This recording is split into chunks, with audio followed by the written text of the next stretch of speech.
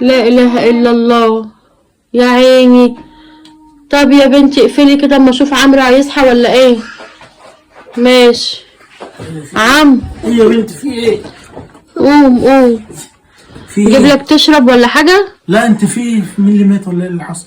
انت يا عيني هتزعل قوي. مين؟ فاكر جارتنا اللي في الشقه القديمه اللي هي كانت في العماره اللي قدامنا دي؟ اخوها يا عيني. اخو جارتنا اللي طب وانا مالي انا ما لسه الست اللي كانت تحتينا مكلماني قايلالي. طب ما انا ما مالي انا اخوها انا اعرفه منين؟ ما انت قعدت معاه قبل كده يا عمرو، طلع قبل كده صلح لنا الحنفيه. انت عارفه باجي انا ازعق مع اخو جارتنا.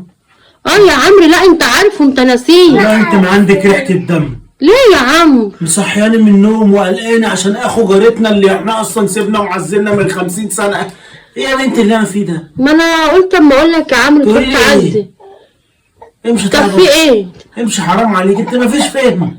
ليه يا عمرو ما فيش فهم؟ يعني لو ما قلتلكش تقول لي انت ما بتقوليليش وانا عارف اصلا ولا رايحين ولا جايين له. اجي اقول لك تقول لي انت ما بتفهميش. ده يستاهل انك تخضني الخضه دي؟ ليه يعني؟ المشاعر اللي مش موجود تقطع يا شيخ. يا سلام، ما انت كنت نايم اصلا. طب يلا قوم عشان نروح نعزي. والله ما انا رايح اعزي فيه ده، ما اعرفوش ولا اعرف جارتنا دي. انا نسيت الناس دي اصلا. يا ابني انت ناسي يا ابني، ده واجب لازم نروح نعزي. التليفونات انا مش فاضيلك تصحيني بالنظام ده، تصحيني عشان اخو جارتنا اللي انا ناسيهم اصلا. امشي كده يا عم.